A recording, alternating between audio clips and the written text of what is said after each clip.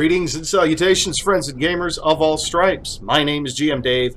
I am your man behind the screen, and I am joined here today by my boy Z Enith on the first episode of the Zero G podcast, where we'll be talking movies, comics, games, and anything else pop culture related that we just happen to feel like fucking talking about at the time. Speaking of, what do we feel like talking about today? Godzilla versus Kong and the potential of the Monsterverse. What may or may not be. But before we get started, Z, this is obviously going to be your first time having anything here on my channel, so how about you introduce yourself and tell us a little bit about who you are and what you do. Alright, my name is Z. I also go by Z Enith on Discord. I am a creator for manga and comics. I currently have a manga put out called Immortal Blood on Webtoons. And that's how I met you. Yep, that's right. We met through some of you guys who've been watching my blogs for Palinor probably remember me mentioning both Z and Atenmaru. We actually met on Atenmaru's Discord for his comic Goal, and that's where Z and I learned about each other. But today we're actually going to be talking about something different from comics, despite the fact that we both write them. Today it's time to talk kaiju. Specifically, a big monkey and an angry lizard. So, as I'm sure everybody knows, trailer for Godzilla vs. Kong finally dropped a few weeks ago, and just today, actually, the Japanese trailer dropped, revealing a few more interesting details and tidbits. We're not going to go into any deep dive breakdown of the trailer. There's more than enough of that shit all over the internet already. People breaking it down, theorizing, what's this, what's that, oh man, what's going on? Yeah. So, our focus, as I mentioned, is going to be the potential inherent in the Monsterverse. Where Warner Brothers and Legendary could go with this, what we could see coming from Godzilla in the future, and just kind of our general feelings on the Monsterverse as a whole as it stands right now. I feel like I've been talking enough for the time being. How about you open us up with this? What are your thoughts on what's going on? What's your expectations with Godzilla versus Kong, and what do you think we're going to see in this one? Well, to be honest, I actually am extremely excited about the potential of this series. Like, my dad is a huge Marvel fan, and he was all excited about Infinity War and Endgame, but I kind of got that feeling for this, and I wasn't really a kaiju fan growing up. I always liked Godzilla, but I wasn't like a huge fan of that. But when I saw what they did with the 2014 film, I just thought that was such an interesting turn to take, and I really got excited for that. Not for Skull Island, but the King of the Monsters. So that really got me into this whole thing. That movie, the trailer, and then the movie itself. I know it didn't make like a ton of money at the box office, but it was really such an interesting concept to me. So I'm really excited for this, and it's just interesting because of how they're able to put a spin on this, where it's just like forces of nature, battling out with each other. These giant monsters, we've always had a connection to them. There's so much lore that they could put behind it. It's such an interesting concept to me, as not only as a person who writes, but as a fan. Like that. Like I said, I wasn't a huge kaiju fan before this, but that has really made me a fan. Like the 2014 film, and then seeing how they continued it with Skull Island and then the King of the Monsters really made me like a huge fan of this lore or this idea. Yeah, and that's one of the areas where we're a little bit different. Is you didn't like you've always liked Godzilla and everything, but you were like, as you just admitted, you were never a huge fan of it. Whereas I literally grew up watching Godzilla movies. When I saw the original movie, the Americanized version from 1954 that had Raymond Burr in it, you know, the original Perry Mason, like that's stuff my mom used to watch when she was young. Was Perry Mason, Raymond Burr, all that kind of stuff. And it just, she happened to find it on, I believe it was on AMC one day, the AMC TV channel. And she calls me out thinking, oh, David likes dinosaurs. He'll probably get a kick out of watching this. She had no idea what she was awakening at me. So, you know, I'm 5 years old. I'm watching this movie. As a little kid, you know, I don't understand the deeper concepts of what Godzilla is supposed to represent. I have no clue as a 5-year-old American boy what Godzilla meant and in some ways still very much means to the Japanese people and their culture. But I saw what was a man in a giant cement latex suit smashing up a model of Tokyo, and to my 5-year-old mind, that was the most realistic movie I'd ever seen in my life, and it stuck with me. And to date, now the Japanese version, the original version, is actually my favorite movie of all time.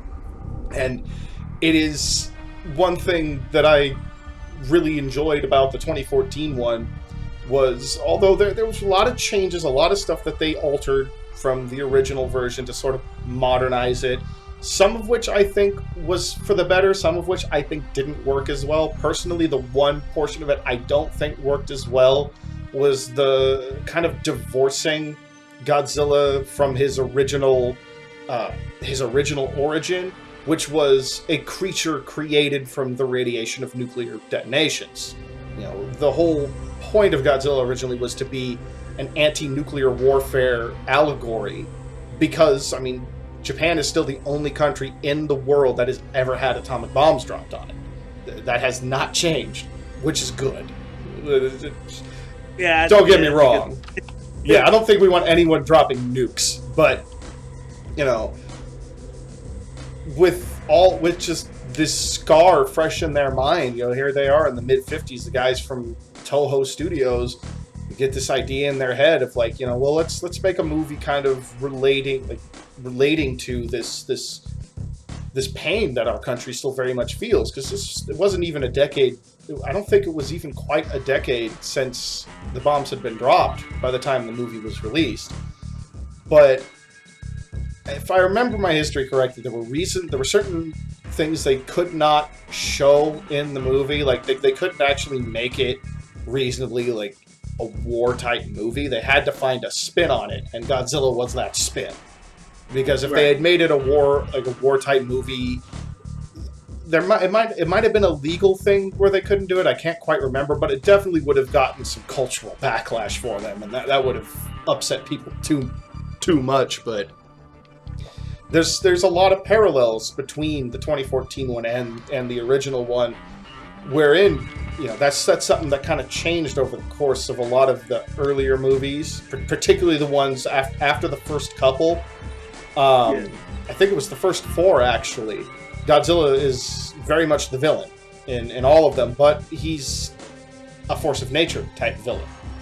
Just like how in 2014, yeah, he's a force of nature. He's a hero in that one, but he's not concerned about the destruction of San Francisco when he's fighting the Mutos. He's not concerned about people being trampled under feet. We're smaller than, like, we're the equivalent size of ants to him. He doesn't even notice us. Yeah, I think that, you know, the thing is I do understand the allegory, and I do know that much about the history of Godzilla and the reason that, you know, in you know, Ghidorah and what he supposedly represents as well. But the thing is that I think that the reason they kind of went in that direction was because they wanted to create more of a lore and make it to where it's like almost like ancient history. I don't know if you know, but they were talking about making a movie with the Monsterverse in the Monsterverse where it dates to prehistoric times, like the dawn of humanity, and their relationship with Godzilla and their relationship with, the species of Kong, and how they worshipped these monsters as gods. And Yeah. when you think about it, a primitive human mind seeing something that powerful, that destructive, they would worship something like that as a god, and make sacrifices to it. And, in their mind, they wouldn't understand this is just some huge animal or a huge monster. In their mind, this is the god, this is his wrath, this is his rage. And, these gods fight each other. Just like in our old mythologies of old, gods have always went to war with each other. So it's, Yes, absolutely. So that's kind of like the thing that I think that they really wanted to go in that direction, and that's kind of why they kind of divorced it. Though I do understand that it gets away from the original message, but I think they were kind of going more for like a lore and storytelling perspective. In order to, I guess the only excuse I could come up with is to either generate money. That's probably what it was. Well, it's to modernize it and make it more universally digestible, because the strong, there's a lot of people out there that have a strong aversion to nuclear energy and nuclear weapons. It's absolutely understandable to have an aversion to that, but nuclear energy too, there's a lot of people who have a strong aversion to that. But Japan especially, a lot of people in Japan have a very strong aversion to nuclear energy, because you've got things, you've got these historical major tragic events like Hiroshima, Nagasaki, and then much more recently, the Fukushima plant meltdown, which, to go off on a slight tangent away from the Monsterverse, kind of relates, because this movie never would have happened if 2014 hadn't been as successful. But you've got Shin Godzilla, which was another retelling, reimagining of the original concept, tying him back to the nuclear devastation thing. And we could probably cover Shin Godzilla on its own at a different point, but because I've got plenty to say about that movie, good and bad. But it's that same sort of thing as Godzilla. When you dial back the fun aspect and you focus more on treating him as something more serious and allegorical, which we really haven't done yet. 2014 was the closest we've gotten, but I don't think we really actually hit that point of him being, the allegory for environmental destruction and, all that stuff that that Gareth Edwards kind of wanted him to represent in that movie. It was a good attempt, but I don't think he didn't quite stick the landing with that side of it, which was fine. The movie was meant more to be a fun homage to older Godzilla movies, where you got two or three giant monsters wrestling around like pro wrestlers in big rubber suits, but this time they're CGI. But yeah, I think I see what you mean, because now that I think about it, being that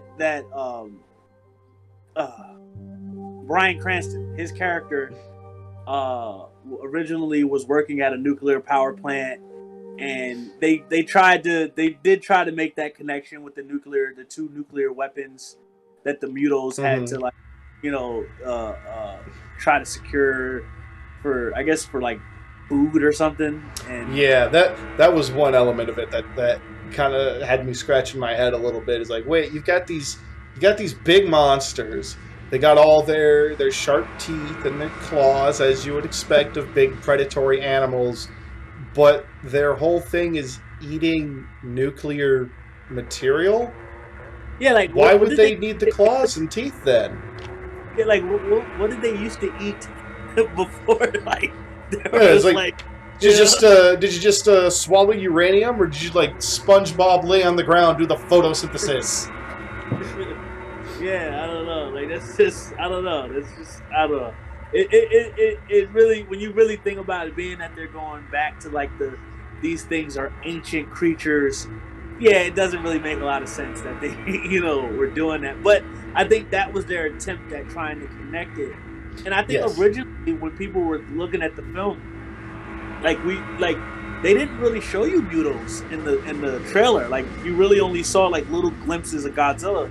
So we assumed that Godzilla was going to be the villain. He was going to be the one Hmm. who caused the nuclear explosion. He was going to be the one who, you know, was the villain of the film. And then I think like, when they finally showed what was really going on and you seen the first Muto, you're like, oh, they got something else here going on, and Yeah. that's not And Godzilla. the studio had never really actively hidden the fact that there were going to be other monsters in it. Like in all the pressers, they talked about there was going to be two brand new monsters that were made by by the Americans. It's the Mutos were an entirely American creation. First time Godzilla's ever fought something that was not made by the Japanese, not made up rather. But Right. yeah, and I do remember very distinctly too. Um, when I saw the movie, like I still very much enjoyed it. I mean, I still love watching it. Watch it again. I watch it all the time. I find it incredibly fun. But that was one of the things that I remember after watching the movie. I think that same night, or maybe the morning after, because I was actually on my honeymoon when I went and saw it. Funny enough, my wife and I were over in Utah. And we were staying in Moab, and it turned out that it was like the middle of our honeymoon, and it turned out like the movie's releasing then, and she was like, "Well, I mean, yeah, we're definitely taking you first day to see it. It's a Godzilla movie, and you've never gotten the chance to see one in the theater. Of course, I'm going to support you in this. I married a good woman." But that was one of the things that struck me is you hear that a lot about movies will have scenes. You'll get a trailer out, and there will be scenes in the trailer that are different from the movie or entirely removed from the movie. 2014 was the first trailer to movie comparison that I had seen where the trailer was wildly different from the movie in a lot of what it showed. Most of the scenes where you saw Godzilla in the movie, like I think the most striking moment of that was when they were, I think it was the second trailer that they dropped, when they show the Halo drop scene, and you see from Ford's perspective, he's looking down into San Francisco, the lightning's flashing, and you could see Godzilla silhouetted walking through the city. But then come the movie, he's falling down, he's passing a lot closer to Godzilla, and he's straight up fighting with the male Muto. They completely remade the scene just for the trailer, and they did the same thing too, I think in the first trailer, when the final glimpse they gave, the brief, like, 1 second glimpse they gave was Godzilla roaring as the safety doors close shut on the shelter. But again, it's that same situation. Come the movie, no, he's not standing like that facing the city roaring like he's the one coming to destroy it. Here, the male Muto's flying in to fight him. So there was a lot of obfuscation with the trailer that I do remember. A lot of people were really annoyed when it came out because they were like, you made these trailers, you made it look like it was going to be one thing, and then you gave us something different. What the fuck? And they were all pissed off, and it kind of that was one of those things where I remember that kind of got me a little concerned at the start for the future of their Monsterverse idea, because they had talked about the idea in brief in the lead up to the movie. I remember Warner had done that. I don't recall, it might have actually been at Comic-Con, because I had got lucky enough to get into the San Diego Comic-Con into Hall H when they actually showed the first full Comic-Con exclusive trailer for 2014.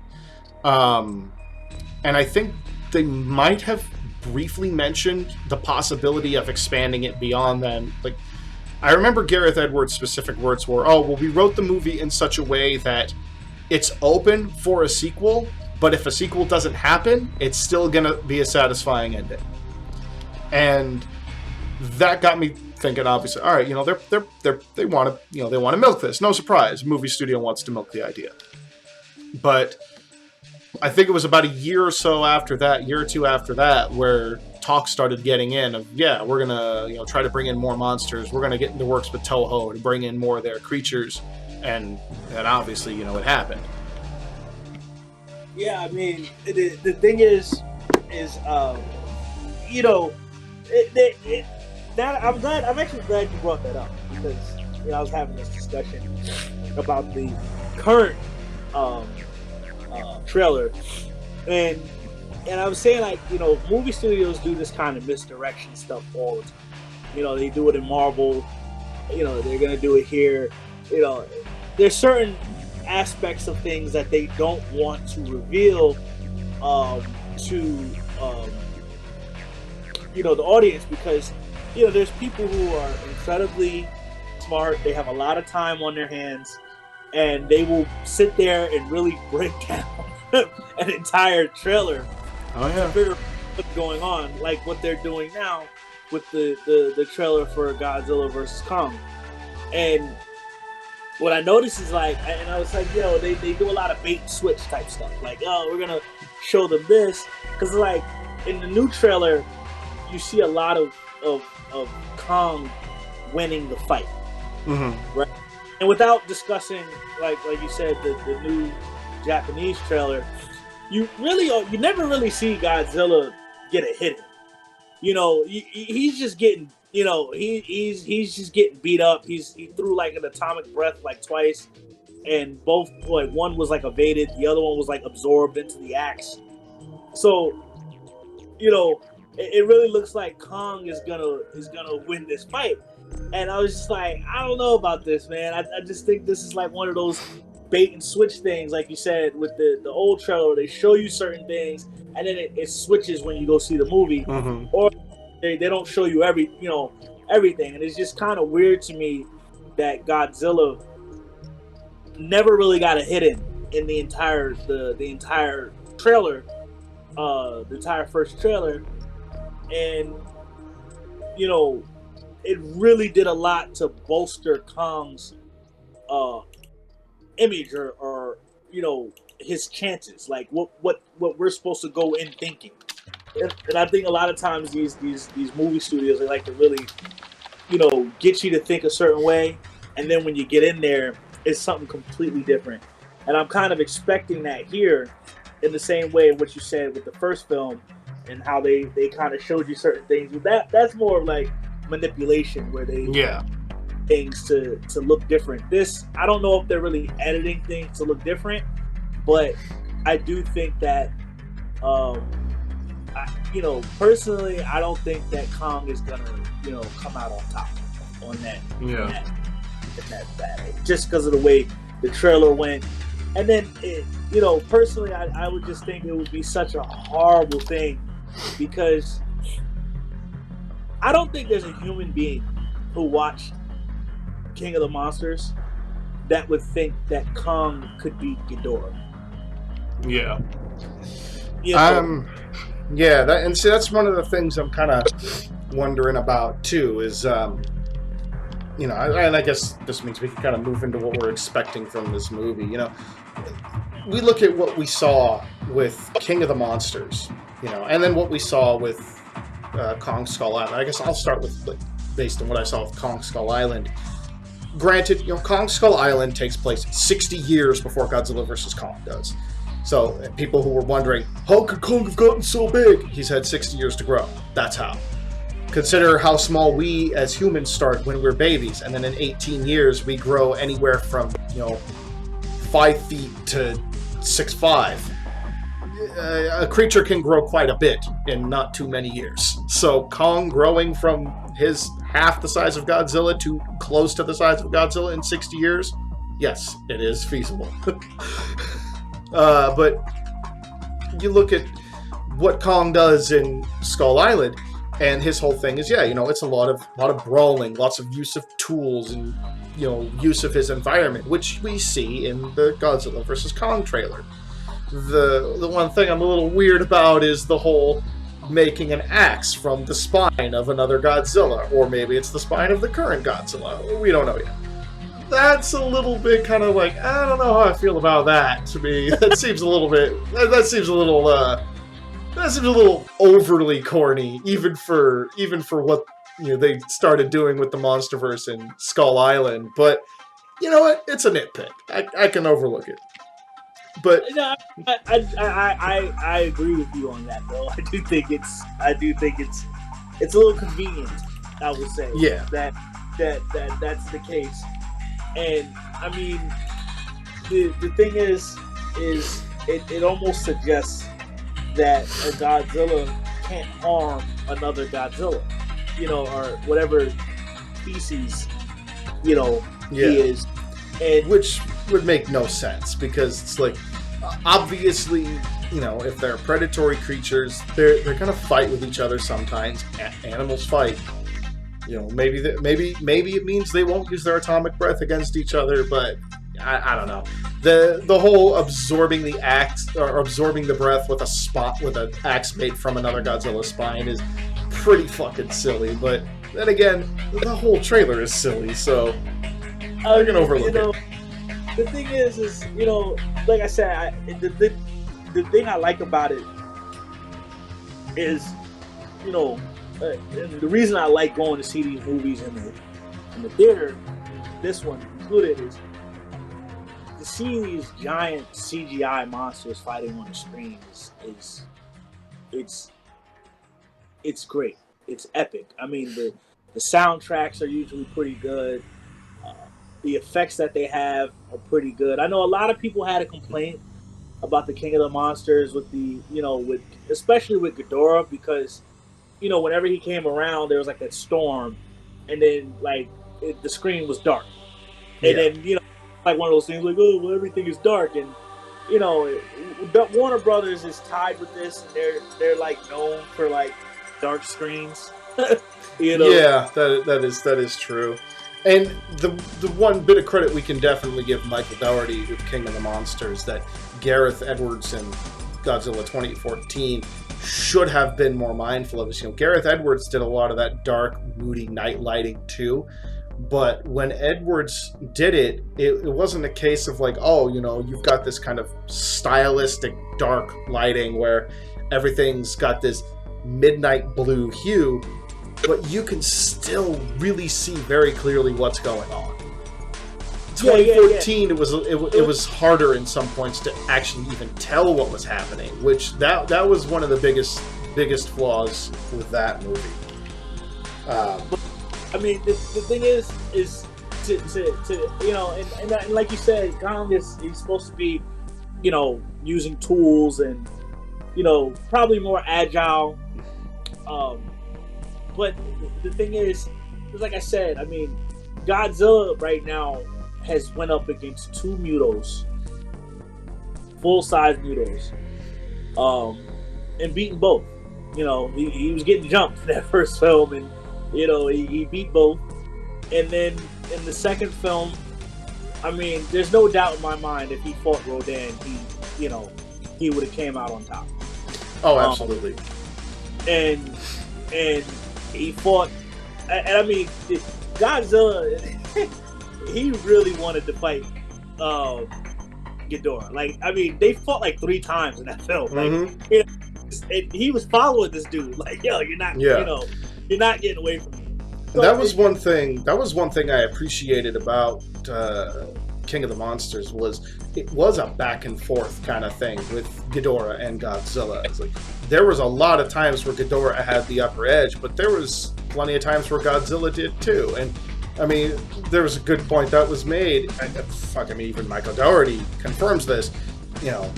If they had not fired the oxygen destroyer at Godzilla in the middle of the movie, oh yeah, he would have won. Oh yeah, Ghidorah would have already been dead. It would have been over. I mean, he ripped his head off like in the middle of the fucking movie. But that brings me to like kind of this other idea too. The King of the Monsters. We see him and Ghidorah scrapping multiple times. It's a back and forth thing. Ghidorah had a lot of advantages and eventually did basically come out on top right up until Mothra sacrificed herself.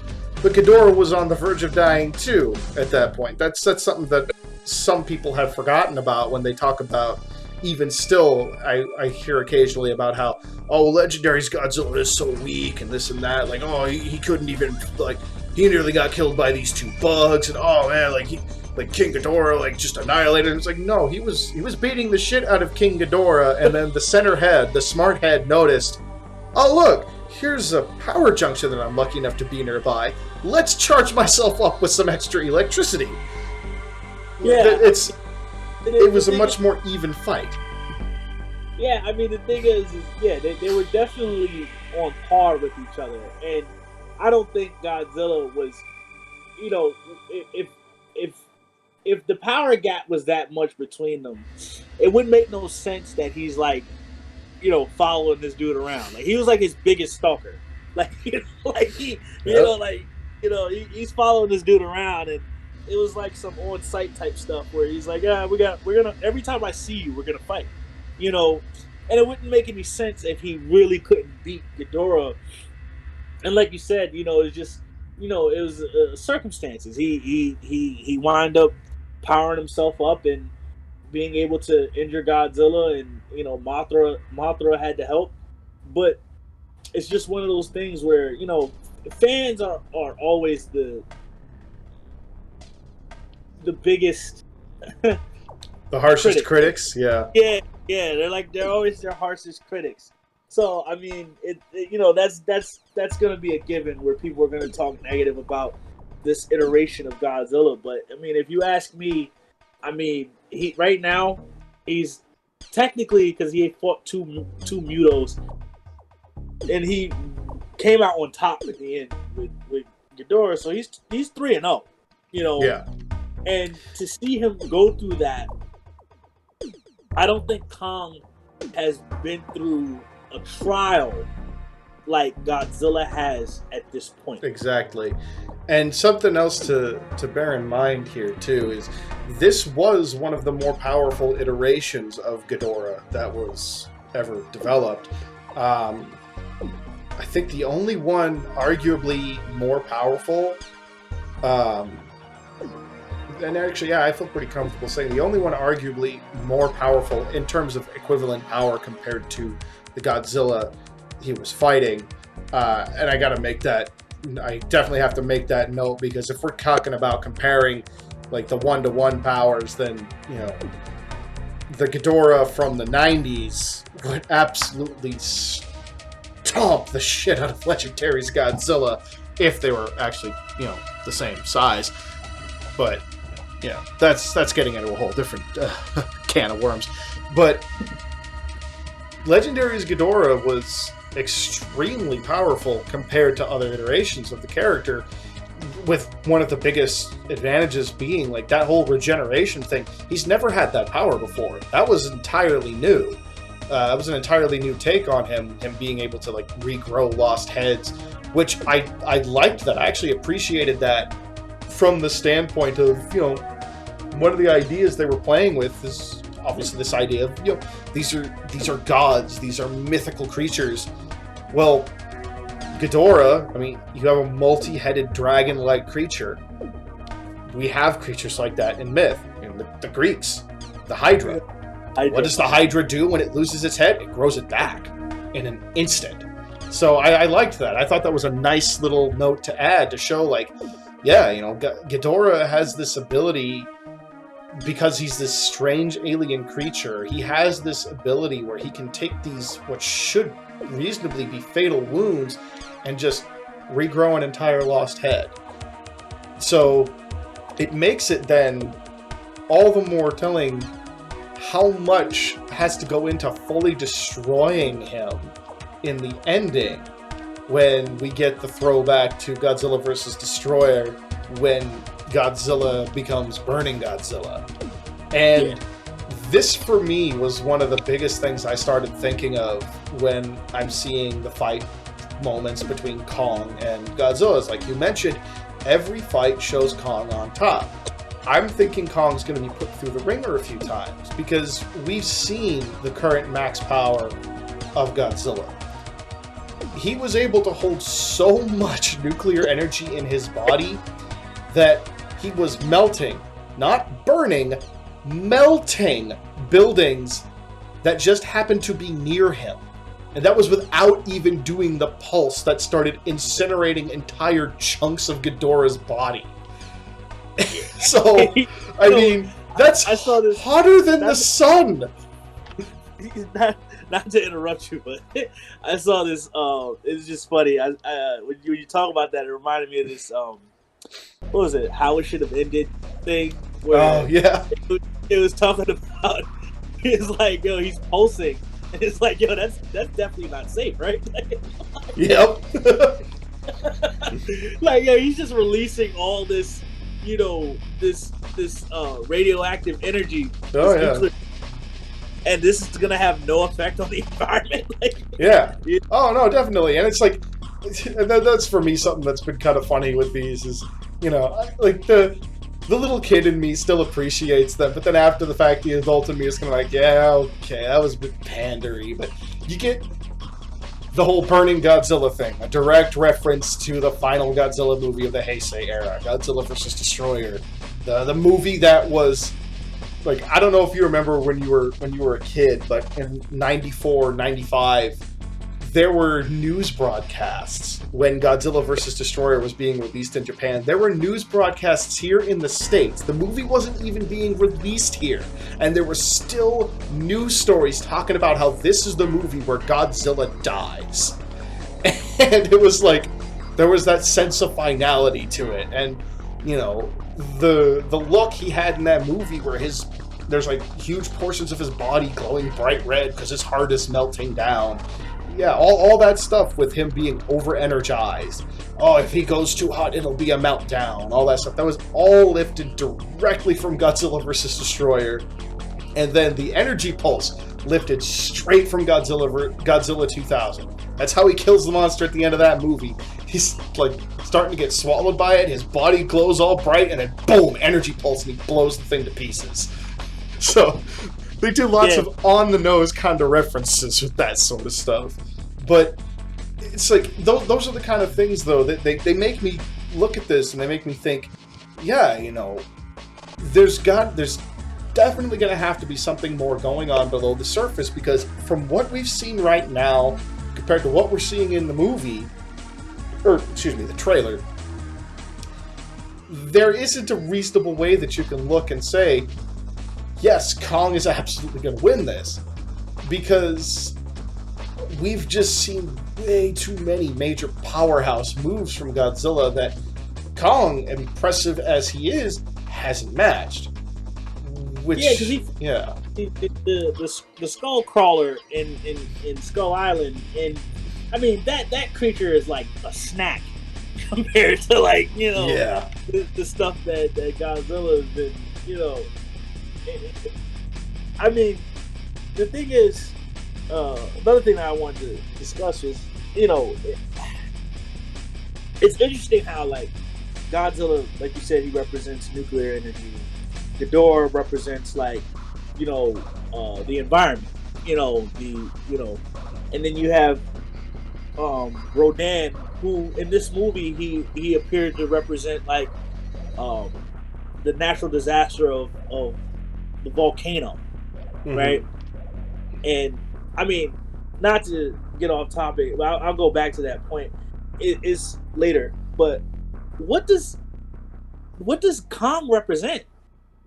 It's is it human ingenuity? Is it like, what is it? Like, what does Kong? So I think the angle they're kind of trying to make it seem like is going on in the trailers is because we've been told with the Legendary series, Godzilla, he represents the leveling power of nature, the balancing act, the force that will bring things back to order.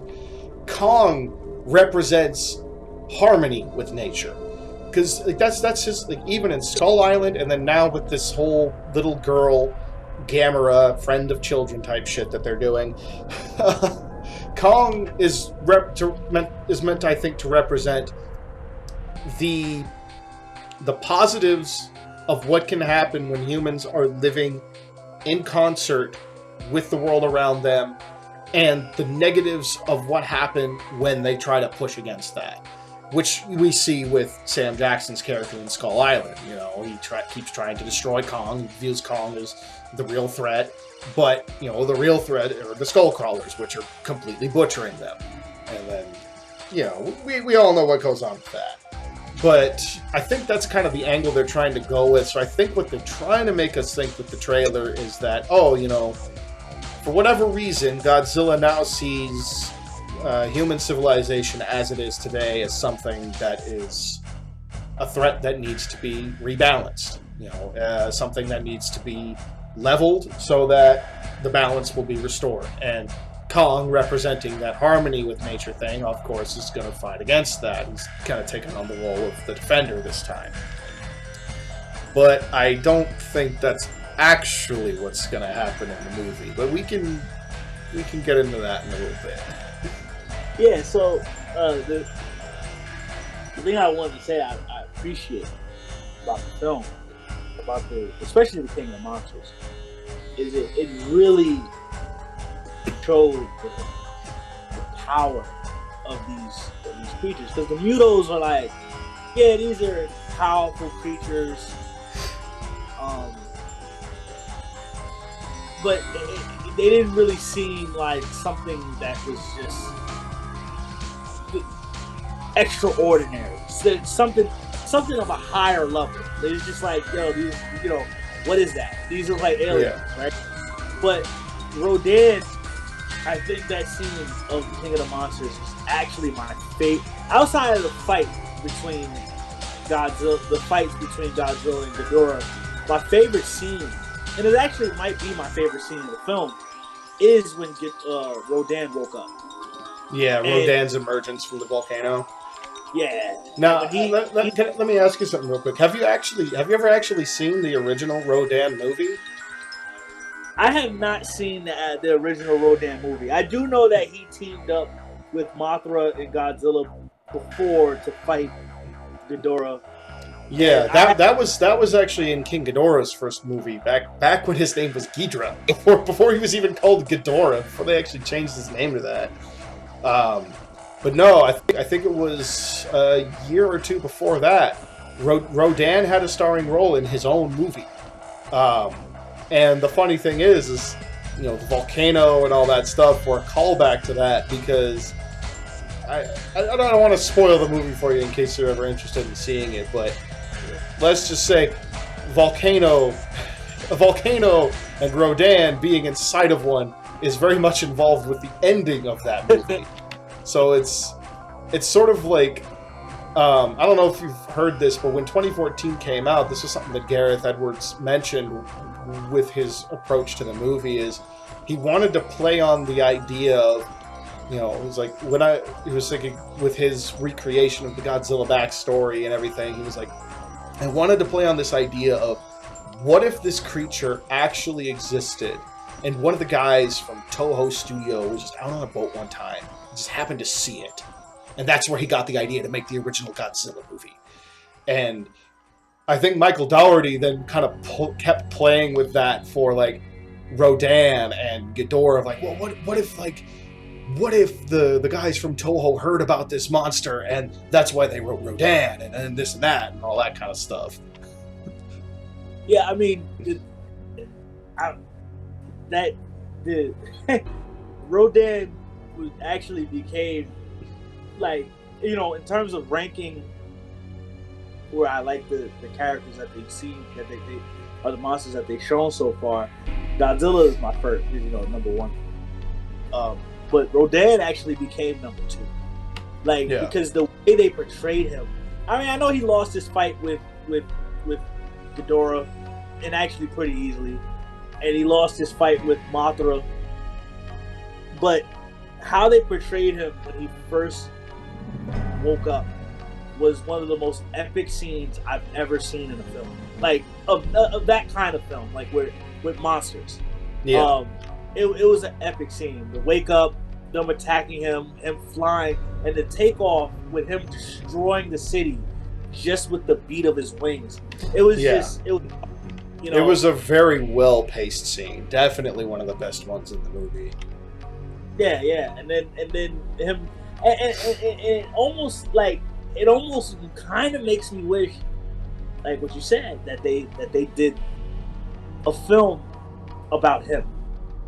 But I know it'll be kind of hard because he doesn't really have that that same call, as Godzilla or King Kong. He doesn't really have that. Yeah. But I mean that, and then when he fought the fighter jets, that scene was just, it was such a cool scene, and the idea of them trying to bring him to King Ghidorah to have them fight each other, it was just it was such a good idea. It was such a cool idea, and Now,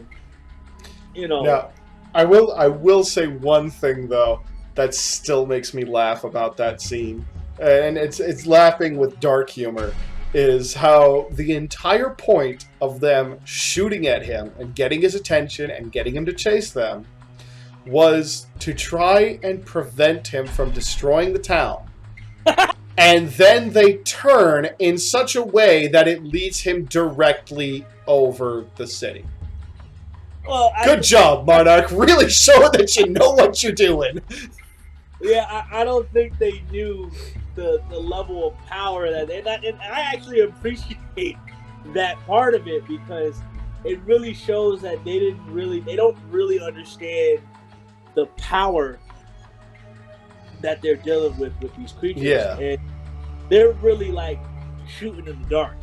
Like the idea of letting Godzilla take control, like, because I mean, you got to think of like how many billions of dollars of damage do you think was caused? Trillions easily. So it's just You're talking like you even just look at that little island being destroyed. You're talking about billions there, but in this movie, you've got Boston is fully demolished by the end of the movie. That city is leveled. It is gone.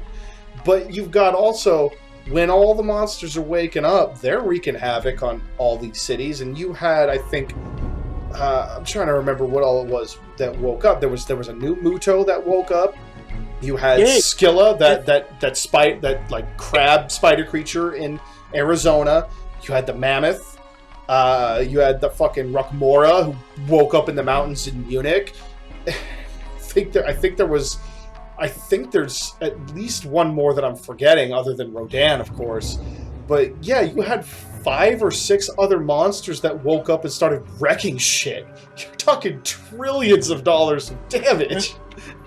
Yeah, I mean and that's what I said. Like, it really shows that they really didn't think about they didn't understand what they were really dealing with in terms of like this level of power with these characters. Because I mean, there's almost no way.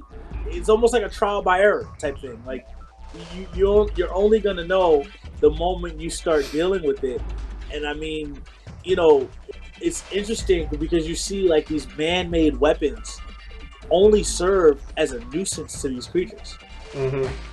And then, as they so often do in every Godzilla movie, most of the time they just make the situation worse.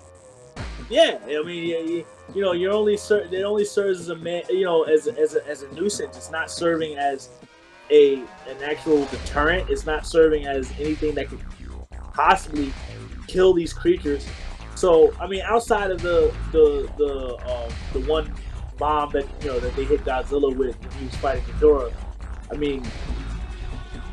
But it's interesting, that, like I said, to me, one of the best scenes I've seen from a film like that, dealing with kaiju monsters, large monsters, it was such a dope scene, and to me, it was like the best in the film.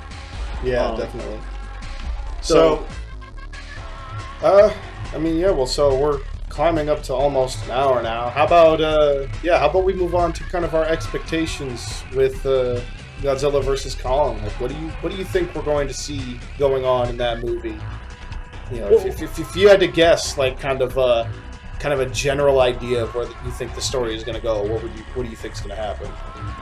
Well, they had the breakdowns I've watched, right, where people were thinking that there's going to be some type of Mecha Godzilla or Mecha Ghidorah type of creature are machine that is built that's causing Godzilla to react in this sort of way, and maybe they're using like the brain of Ghidorah that's causing him to still seek out Ghidorah and attack, and perhaps Ghidorah is at this in the city, or the mecha Ghidorah, the mecha Godzilla's in the city, and that's kind of what's causing him to attack. But I mean, in terms of the fight between Kong and Godzilla, I do expect Kong to put up a good fight. He's definitely grown considerably in size, but I don't think that he's able to put out the kind of power that Godzilla is able to do. Like you said, with the red Godzilla, the burning Godzilla, and the atomic breath, I don't think he has anything outside of that axe that can kind of counter anything that he does. And so yeah, I definitely expect that, and I expect the future of the series to be continued in some way, shape, or form. I do know that if it doesn't make a lot of money in the theaters, they're probably not going to produce any more films. But I do, after doing some reading, I do expect it to continue in another form. Yeah.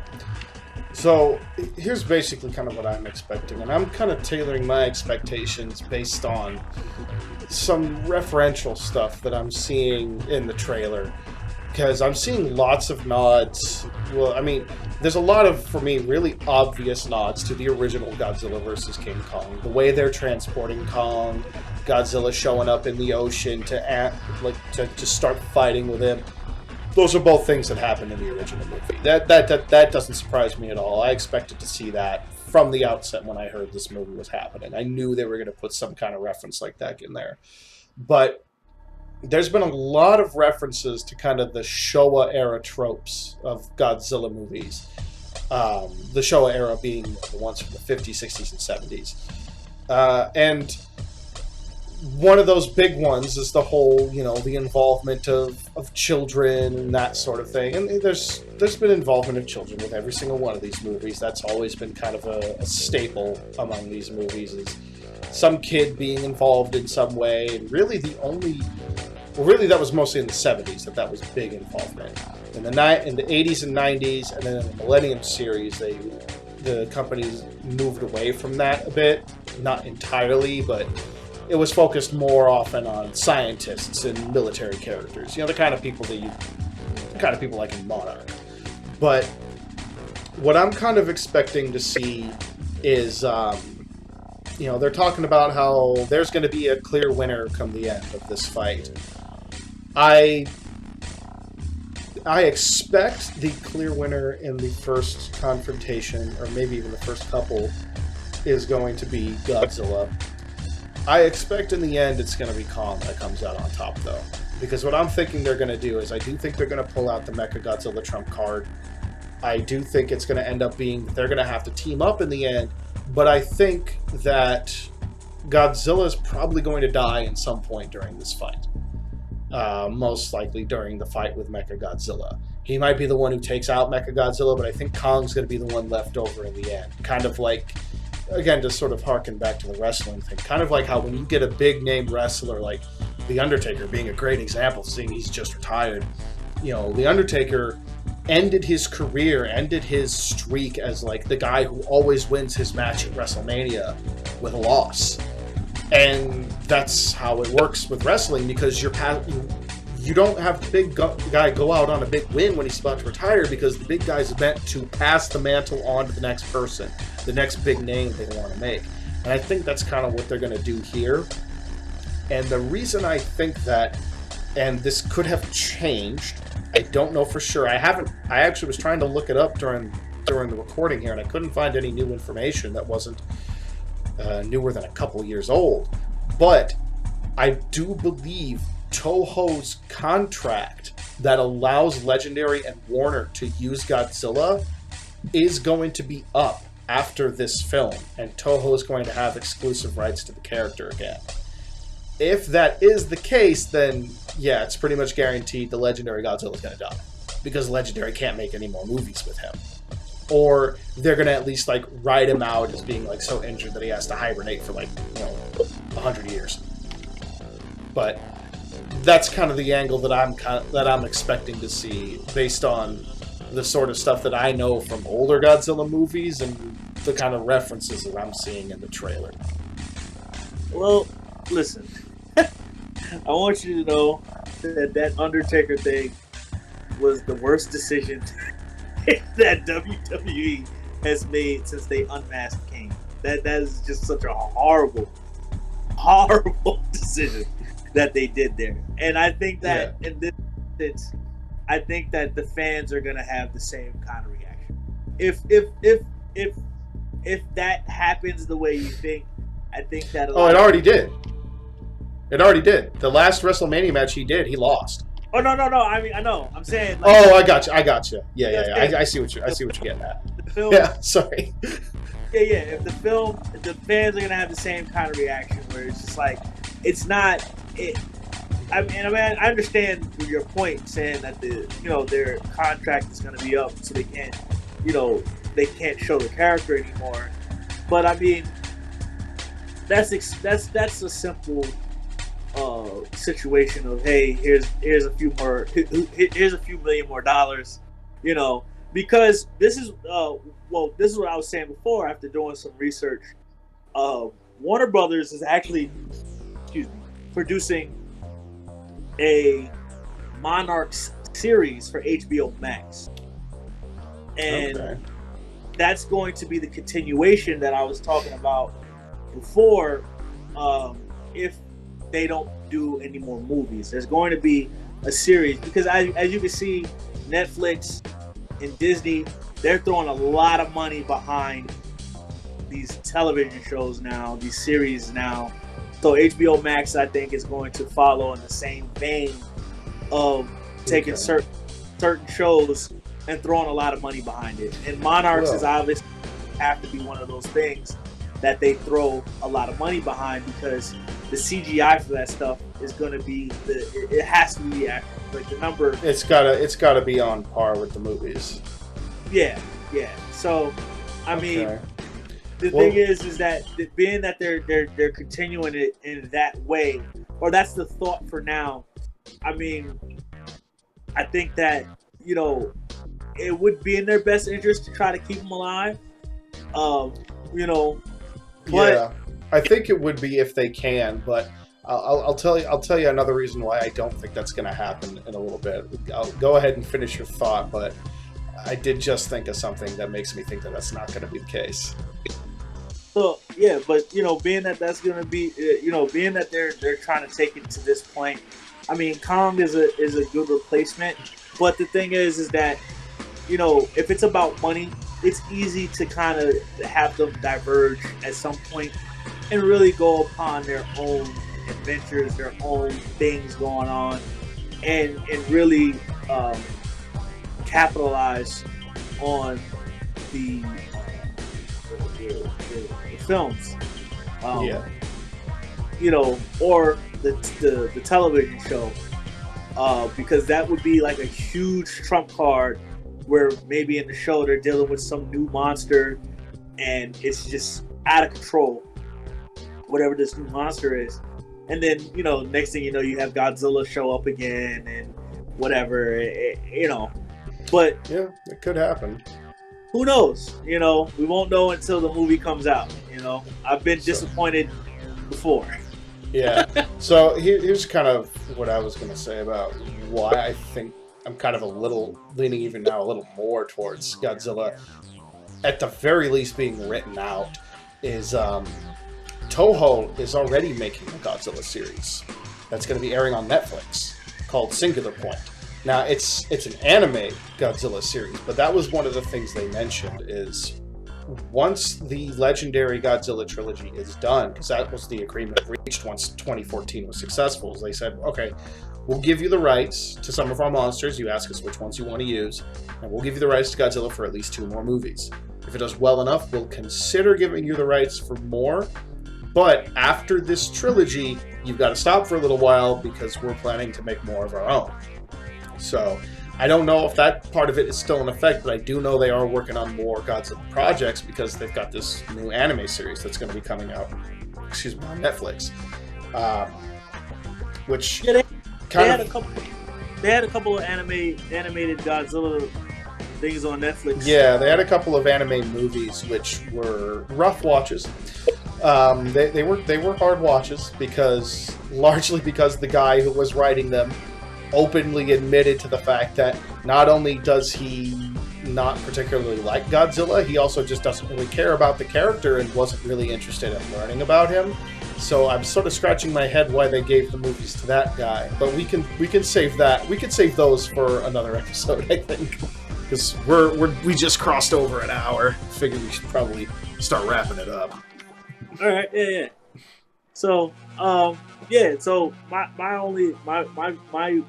final point about it is, I'm looking forward to the film, and also I'm looking forward to seeing what they want to do with this Monarch series on HBO Max, because to me HBO has never really let me down too many times when it comes to like their series that they put on. Like they really have well written things that they put out. Yeah. So that's really what I'm looking forward to after this.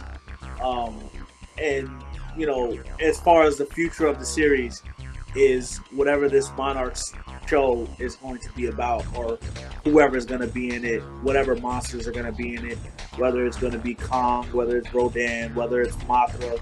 I think there was like a second egg, right, in King of Monsters.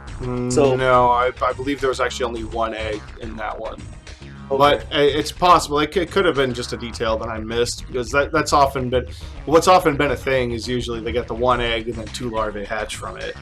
But we'll see. Yeah, it's like you said, we'll see how that goes with that series. Like I'm kind of curious about that too. One thing that I'm also curious about is, will they be able to overcome the fact that nobody seems to like HBO Max? That's going to be a tough hurdle to overcome, because that service has been struggling, and it's been struggling bad. But yeah, no, I mean, I'm excited to see the movie too. I'm a lifelong Godzilla fan. The Legendary series has been far from perfect, but it's certainly been fun. And oh boy, it looks like they're leaning into the fun with this one. All right. Yeah. I guess next time we talk about it, maybe after the film comes out, and maybe we give a review or whatever. Yeah, that works for me. And so I guess that'll do it for the first episode of the Zero G podcast. Any final things you want to say before we sign off here for tonight? Nah, man. Just look forward to the next one. All right. Well, make sure that you guys follow Z on what presences do you have? Obviously, you've got your webtoon, and I'll link all that stuff in a pinned comment below. But what other presences do you have other than your Instagram? I do have a Facebook. I'm not very active on it. I do have a Facebook. Use mine. I'm mostly on Instagram right now. I haven't hopped on any other platforms like TikTok or Snapchat or Twitter yet. So, yeah. Instagram has really been my my go-to for promotion and staying in contact with other creators like yourself or Admiral. Yeah.